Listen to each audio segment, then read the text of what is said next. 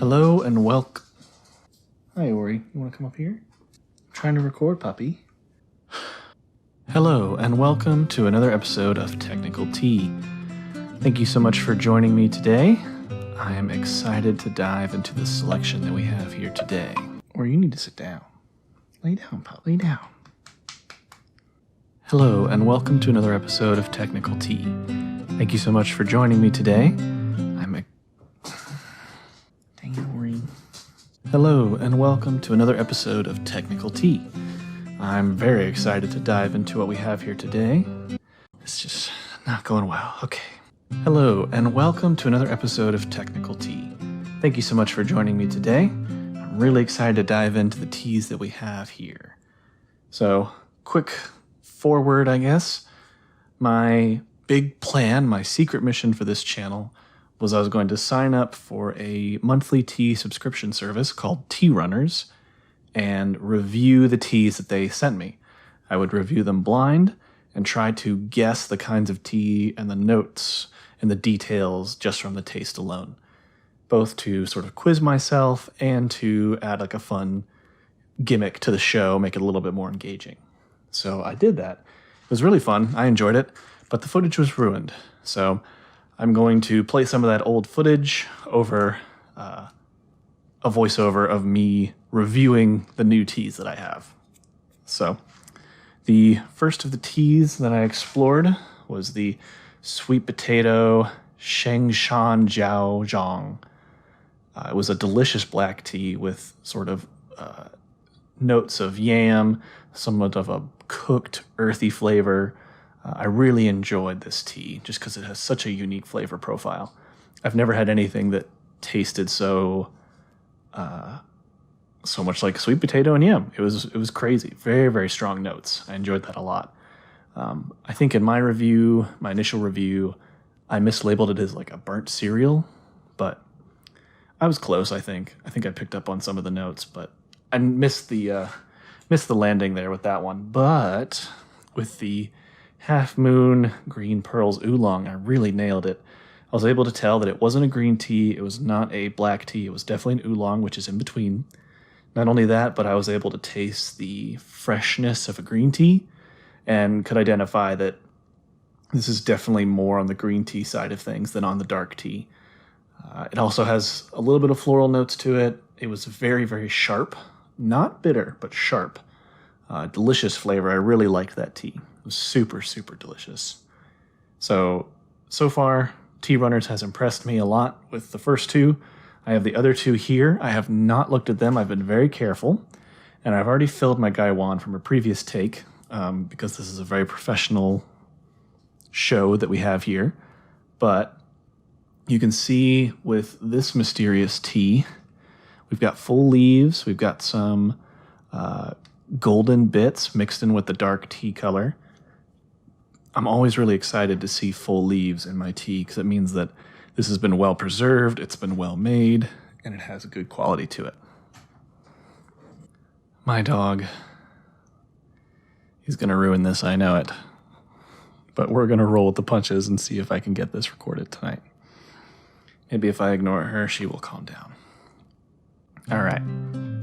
So let's pour the first steeping of this new mystery tea. We always pour one steeping to sort of wake up the leaves, get the flavor going. The leaves start to unfurl and release their color. We're not going to drink this because this show is about tasting tea, not making or drinking it. But I am going to save the tea for later, and I will drink it while I'm editing this episode. So here, I'll move these over here so you can see the color of the tea. We've got like this really nice, clear, honey yellow. Looks like a pretty light color for such a tea with such dark leaves. I'm curious to see what that means. Oh, and the smell. I gotta smell the wet leaves. That's where the real scent is. Wow, this smells like a green tea. Or if not a green tea, then a very young black tea. It's got a very sharp, clear, distinct flavor. I wonder if we're dealing with another oolong. I'm not really sure. But Let's find out. So I'm going to... And the fun part about the Gaiwan is that it puts me really close to the tea, gives me a lot of control over the amount of tea, how long I steep it for, the temperature of the water. Sorry about my dog. Ori, be quiet, girl. It's just tea. Don't be afraid. So once again, we have that nice sort of clear golden color. It's a little bit darker than when we first steeped it. That's what we want. We want that flavor and that color to come out. Interesting. So it tastes like a green tea, but it's definitely a dark tea. Like the leaves are dark, but the flavor is very crisp, very clean. It's not very heavy. It doesn't last long. It doesn't linger in your mouth. It sort of hits you and then dies away. Yeah, the only words I can use to describe it are like crisp and clean, like a really fresh green tea.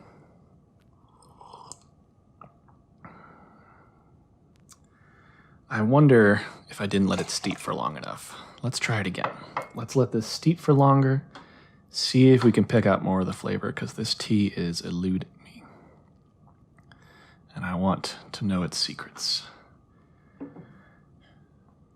And maybe it's just the color of the liqueur, but I keep thinking of like honey or apples. Anything with that like direct, fresh flavor.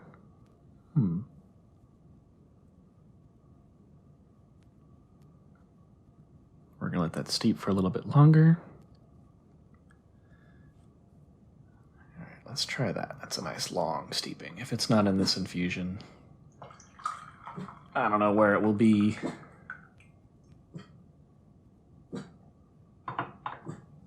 Ori, no. No. Quiet. All right.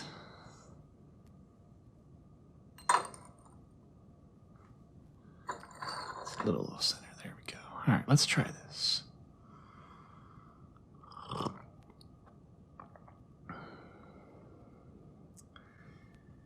It's just a hint of something. I wonder if this is just a very mild tea. Ooh, I wonder if this is a white tea. So white teas are still the category that I'm unclear on. I know that they're aged in a way, but they're not like fermented like pu'er. And they're not cooked or oxidized like a black tea. But I have seen white teas that have dark leaves sometimes, despite the name. These leaves still seem way too dark. Like, they seem really oxidized. Even now that they're wet and starting to unfurl, they seem really, really dark. This has got to be either an oolong or a red tea, but the color's not red at all.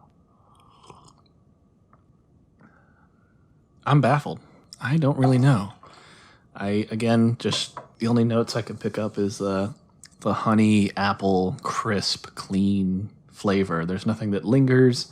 There's nothing, like sometimes when you breathe out after drinking tea, you can really pick up on some of the more subtle elements, but I can't pick up on any of that. So let's reveal what this tea is and see how wrong I was. All right. Purple Needle Black Tea of Jing Mountain. That is a mouthful. Let's see what it says.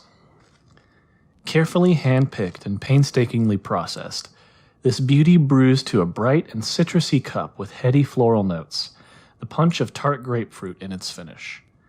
Best when steeped to its recommended brewing time, this tea needs no additives, as its complexities shine when enjoyed on its own. It doesn't recommend a particularly long steeping time compared to a lot of other black teas, but it definitely is a more subtle tea than I've ever had before. No, sorry, that's not true. It's one of the more subtle black teas that I've had, which is surprising with such dark leaves. I guess the fact that it's full leaves allows it to preserve a lot of its subtlety. Let's give it one more rinse. See if we can pick up on the, I think it said tart grapefruit, sour grapefruit. I don't know. I keep thinking of like a Granny Smith apple. Oh, that's kind of like tart, crisp flavor. What do they say? A tart grapefruit, heady floral notes, a citrusy cup. Huh. I wonder why it's called Purple Needle.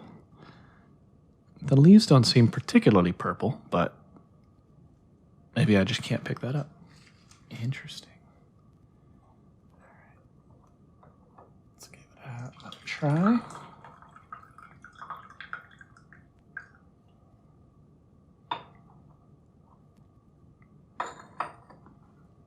I really do like the flavor. It's a very relaxing, laid-back cup of tea. Not overwhelming with a ton of crazy flavors. It doesn't like kick you in the teeth with its earthy, heavy scent like a pu'er does. And it's not nearly as bitter as a lot of other black teas I've had. This is very subtle. Very nice. I enjoyed that. All right. Let's give this a rinse. We're going to do a quick bit of cleanup. All right.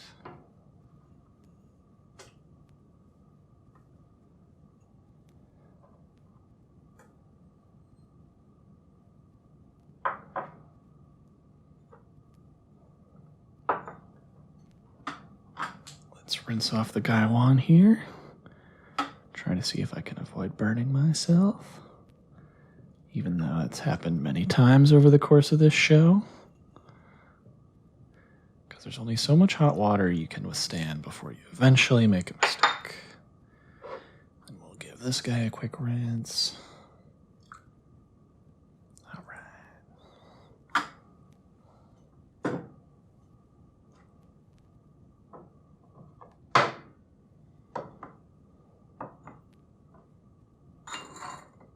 Let's tackle this next tea. Let me make sure I've got the right side. All right, off the bat, this definitely looks like a green tea. If it's not a green tea, it's a very ripe oolong. It's got that green tinge. It's kind of like rolled. A lot of the green tea that I have is rolled. I'm not sure how common that is, or if it's just a coincidence, or just like a traditional way that a lot of people prepare it. This has very small leaves, and I think they're a little bit broken up. It's kind of hard to tell. We're going to give this a good amount. General rule of thumb is you want enough tea to completely cover the bottom of your vessel.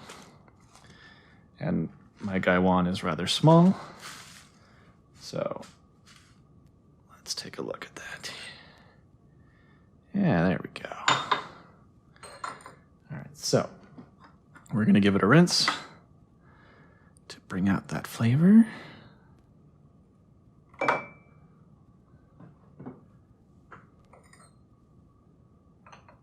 And we're going to be moving it to this guy. We'll be saving the tea for later. I don't waste any tea on this show, but for the tasting purposes, I will be a little bit more wasteful than I might otherwise be, just for this session. All right, let's... Okay, that's basically watercolored. I need to either add more tea or heat up my water. Unless this is just very light. I'm going to add a little bit more tea because I don't want to bother with the water. There we go. We are a little bit in danger of there being too much, but that's all right. I blame my limited palate on that. Let's see if this gives a slightly better flavor, or at least a better, darker color. And part of my bias when I decide if there's too much or too little tea, a lot of that comes from the fact that I usually drink black teas. I really like pu'ers. I like a dark lapsang, a creamy Earl Grey. I tend towards darker, stronger teas because that's what I can experience, and that's sort of calming and enjoyable for me, is to have a very distinct, strong experience. So it may be that this is the normal color of the tea, this is what it's supposed to be like, and I'm just ruining it because I want it to be darker. So that is very possible. That's the kind of thing we're trying to learn here. All right, so we've got a little bit of a darker color right there. You can see sort of the yellowish green of the water. We've got some floaters, which is hopefully will add to the flavor. So let's smell the leaves. Let's see what we've got going on. Ooh, wow. This smells like a cooked green tea. Like it smells like they threw it onto the grill. It's got that thick, smoky, musky green tea flavor, but it's really smoky. I wonder if that comes out in the liqueur. And it's more subtle. Ooh, it's bitter. This is a very strong flavor. I think I probably messed up and added too much tea. Oh well, we'll try to steep the next one. Although it's very light color, but very strong flavor. Definitely a green tea. It's got that sharp bitterness of green tea. How to describe the flavor?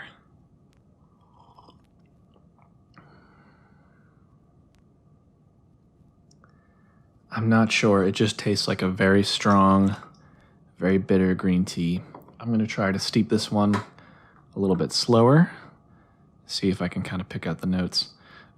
Also, my experience with green tea is a lot lesser, so maybe there's a lot of notes in there, but I haven't had enough green teas to distinguish quote-unquote normal green tea from this green tea.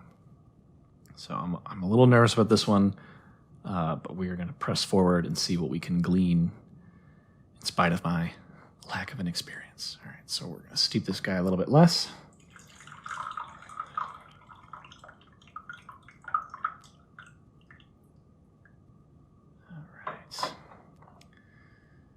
Ooh, it's cool to see the leaves. It's cool to see the leaves unfurl and release that brighter green color.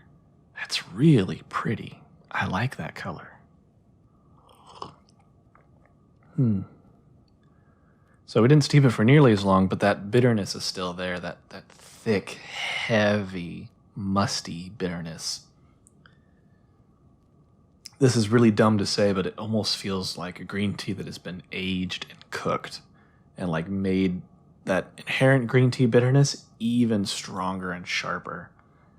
I'm not picking up any other notes. No floral, no fruits, no like earthiness. It's just a really kick in the teeth green tea flavor. Part of that is probably because I added too many leaves. But let's see. Maybe this is, let's reveal this and see what we can do. So this is a classic Laoshan green. A classic means presumably that it's strong, I guess, or at least a unique flavor. Let's see what it says. Plucked in the first week of April, this robust tea bursts with the bright vegetal notes of spring.